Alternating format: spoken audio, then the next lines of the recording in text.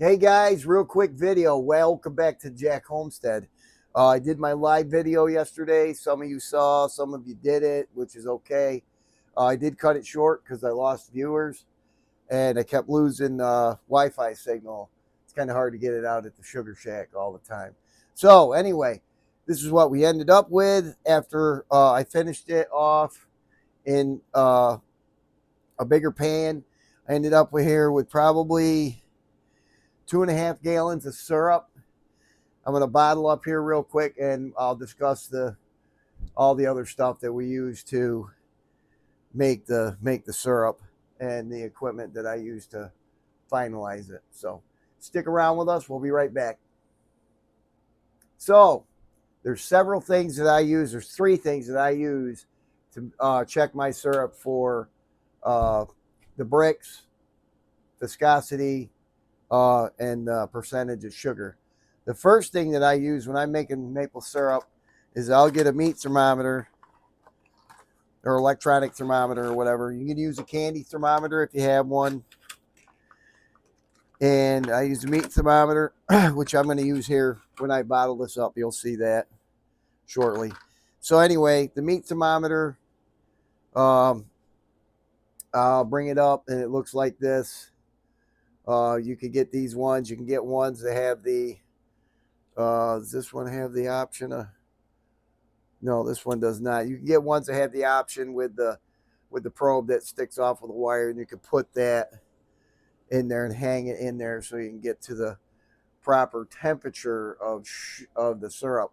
Now, to get the correct temperature of the syrup is always 7 degrees higher than what water will boil at. So, for instance, for here, water boils at anywhere between 210 to 211 degrees.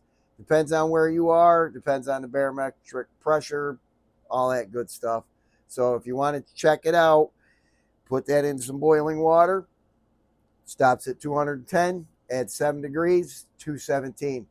So that's how you could do that if you don't have this other equipment that I have. This is my very first one that I use. My second one that I use is, oh, where'd it go? I got to get it out. It's called a hydrometer or hydrometer, hydrometer, whatever you want to call it.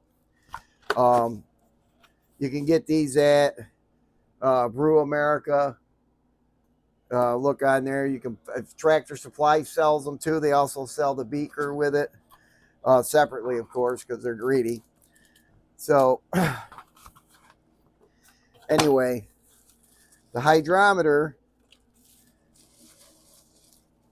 how that works is by density and temperature.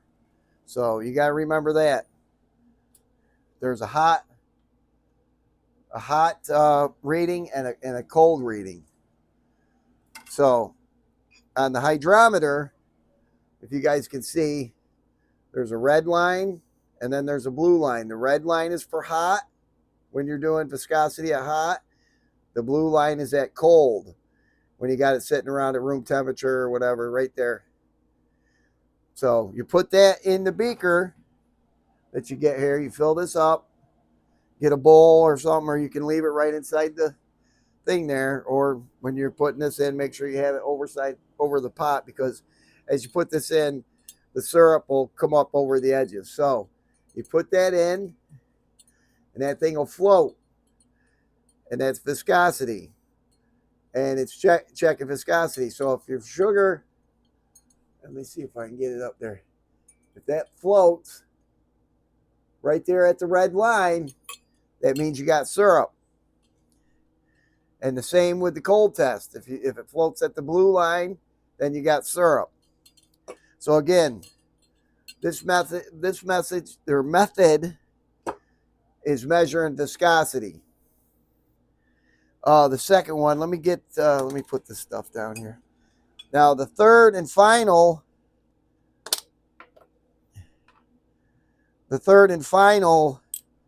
thing is my, what do they call this again? Refractometer or meter. Yeah. Refractometer. And you can buy these on Amazon. I wish I knew how to put these links in. I figure it out someday. But so you gotta you should wait for your temperature. Excuse me. You should wait for that to cool down just a little bit. What you do is you take a little bit. Well, this got to be calibrated. If you calibrate it with distilled water, or if you can use what is it? Avocado oil. Avocado oil has a 0 bricks in when you do this, and there's this little screwdriver that you can get. You take this little plastic thing off, and you can fix that. Now I'm gonna look in here to see if you guys can see the meter. There it is, right there. So it says 0 now. Let me find it again. It says 0 now. Let me turn this around. Okay, if you look in there, it'll say bricks on one side, and I don't know what the Celsius is on the other. I couldn't tell you. So anyway, that'll read 0 if you use avocado oil to calibrate your refractometer. Now I'm going to put some syrup on here, and I'm hoping it'll be between 66 degrees, 66 bricks and 69 bricks. Somewhere in there, and that means it's maple syrup. So hang on with me, we'll get that. Okay, guys, now this has got syrup on it, and it's reading, if you can see the white line, and it's reading about, hang on, let me get this right here so you can see this correctly. So it's reading about 69 bricks. 68, 69 bricks, which is good for me. So that's how you use this refractometer. So that's the refractometer. Like I said, you get these off. Any of these things you can get offline if you want. It only cost me, I think it was $20 for this. I can't remember what I paid. I think the hydrometer I got as a Christmas gift from my stepdaughter Riri. And the meat thermometer we've always had. Actually, I had to go buy this one today because the other one, went on vacation permanently. So as you can see, I got my syrup here all set and ready to go. What I do is I bring it in from the sugar shack where it's almost done. And I've been doing it for a while to where I can tell by the bubbles and depth in the flat pan, because I use a flat pan and I do my syrup in batches when it's time to take that off. And usually I'm really close, so knock on wood. But the nice thing about it is if you do it that way, if it's too thick, you just add a little bit of sap to it to thin it out to get to the viscosity that you want, or the syrup that the percentage of sugars, which with the bricks is showing you, and the viscosity, the temperature is just my personal opinion is the first thing to use. Then check it with those items.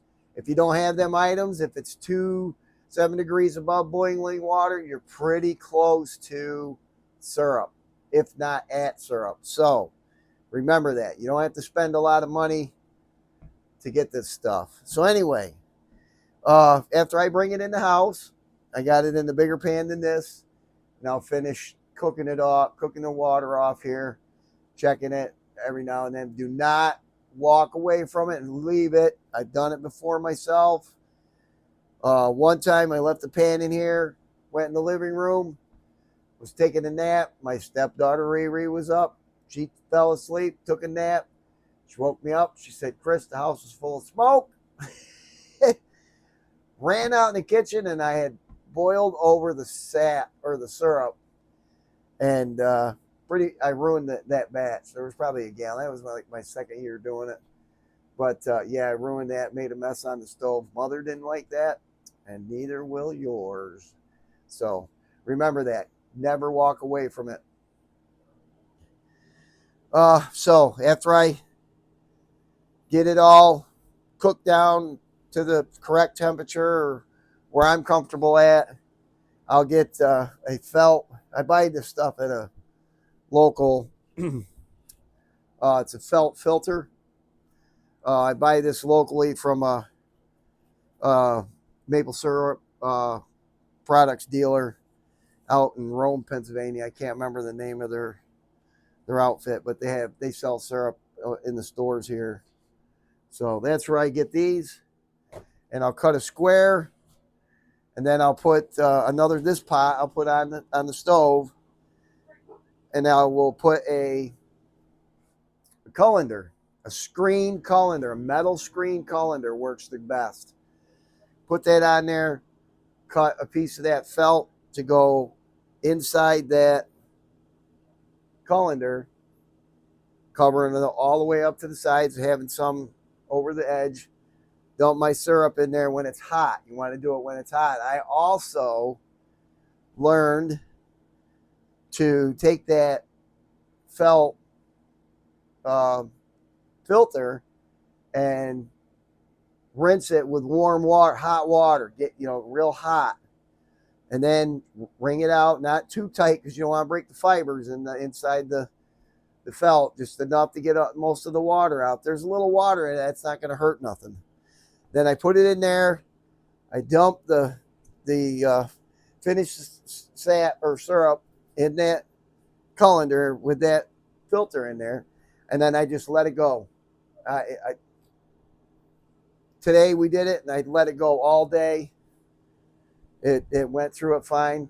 I find that you can only do that twice with these filters. Rinse them off the first time really, really good. Let them hang dry. Do not put them in the washer or the dryer. Hang dry. Then when you go to reuse it again the second time, do the water thing with the hot water and put it on there. Usually you get 2 times out of each one of those. Again, you don't have to spend a lot of money. You can use cheesecloth. You can use cotton t-shirts, new ones, that is, not used or ones that's been through the wash, to filter out your syrup. And what you're trying to get out of there is called niter and whatever else might be in there, a twig or something like that. So, and niter is just sugar sand. It's the minerals that the sap has brought up from the ground and goes through the tree, and it goes into the sap. And as you boil the sap, that niter falls out of the sap and the syrup, and that's what you're catching inside that filter. So anyway, all right, guys, now it's time to bottle. So I got my syrup here. I had it heating up. It got too hot. You want to bottle between 180 and 190, 95 degrees to bottle it. You don't want to get it any higher, because what could happen is you could change the viscosity in the syrup. It could get too thick, and what will happen is sugar will form in the bottom of it. Another thing too is if you don't have the correct amount of sugars, or if you didn't take enough water out of that, it could mold. You'll get a little bit of mold on the top, which is all right. I mean, as long as it ain't a lot, you can take something, pull that off, you'll be fine. Trust me. Don't listen to what the big guy says. He doesn't know shit. We've been doing this for how many years before they, come out with their books and rules and, hey, this is how you should do it. Not that I'm, saying not to. You do what you want. So anyway, I'm going to check my temperature on this. I don't know if you can see that. It's probably backwards.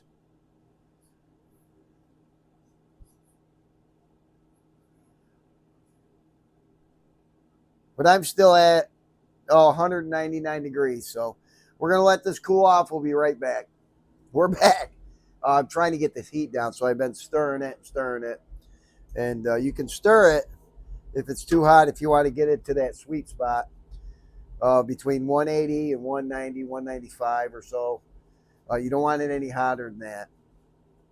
What's nice about this is you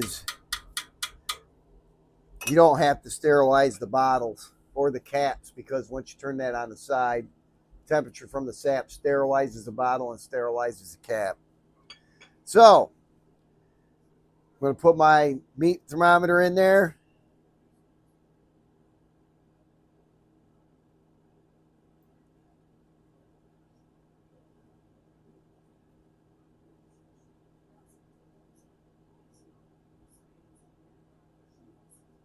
So it's about 192, which is fine. That's good to go. Let me go rinse this off. Hang on. All right, so now that we're all set, we're ready to bottle. Some guys use a bottler. You can buy all that equipment. You know, if you're making money on this stuff, feel free to buy that. You don't have to spend a lot of money making syrup, especially if you're a hobbyist like me.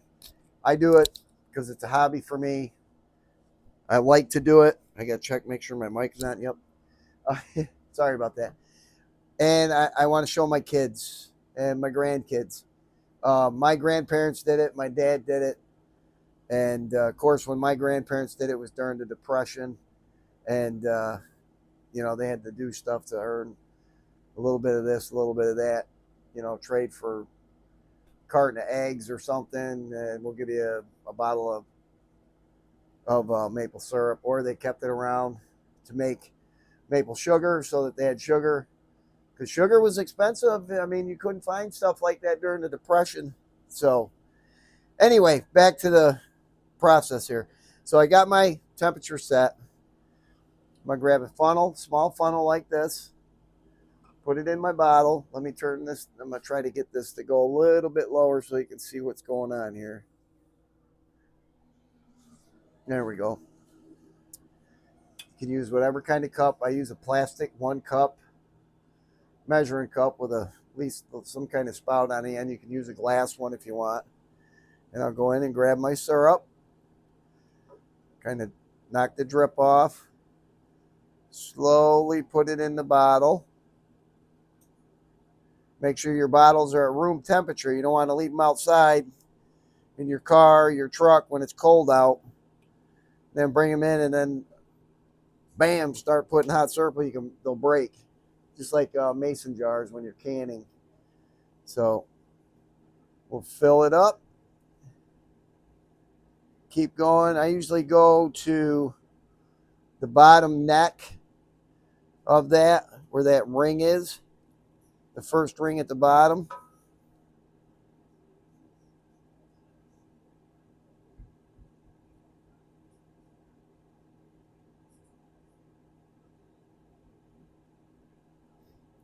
And I'll put my cup in a cup.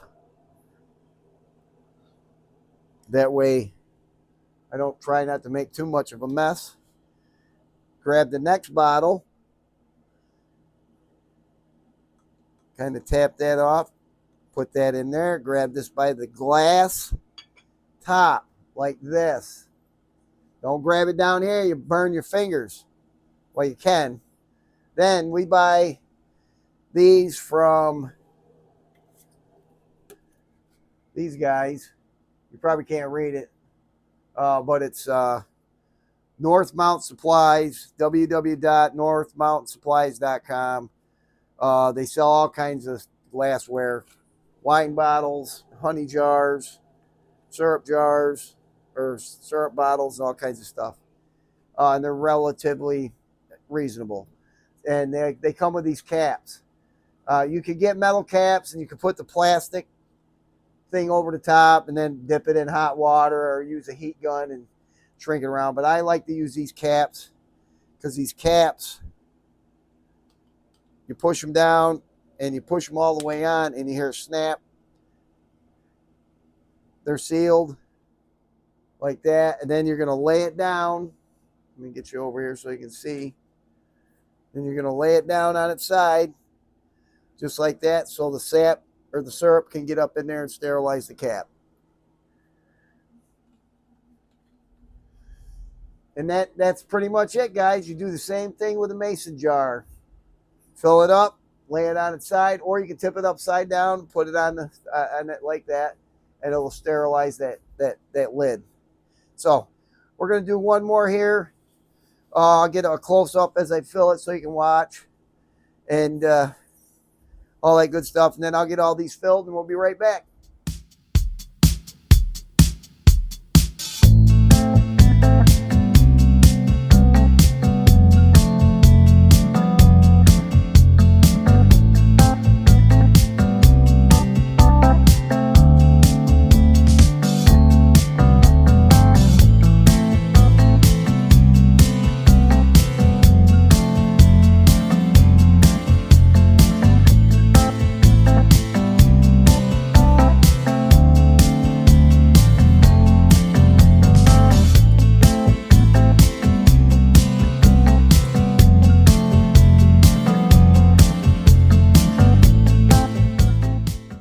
All right, guys, so that's pretty much how you finish syrup. On the next batch, I'll do a full finishing of the syrup inside when I bring it in from the sugar house. So if you guys want me to do that, put a thumbs up, put a comment down below. Yeah, hey, that'd be a great idea. Show me how to do it.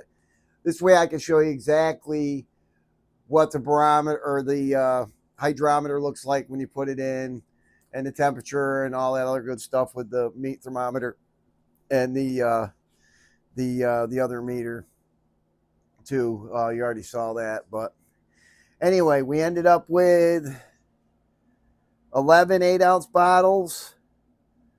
2, 3, 4, 5, 6 16-ounce bottles. Plus, my very first is down there. So we're doing pretty good so far. Maybe 2.5, 3 gallons. I'll figure it out. Anyway, that's all I got to say about that. You guys have a wonderful week. I'll see you here maybe Saturday or Sunday when I do boil number 3. Hopefully, I'll get 4 boils in. The weather's supposed to be getting pretty warm, so I'm going to keep an eye on them buds and tasting that sap when it comes out of the trees, make sure it's okay.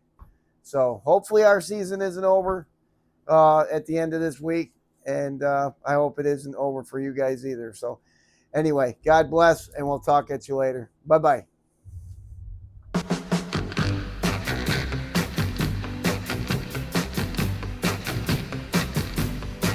Oh, there's a crazy little shack beyond the tracks, and everybody calls it the Sugar Shack. Well, it's just a coffee house and it's made out of wood. Espresso coffee tastes mighty good. That's not the reason why I've gotta get back up to that Sugar Shack.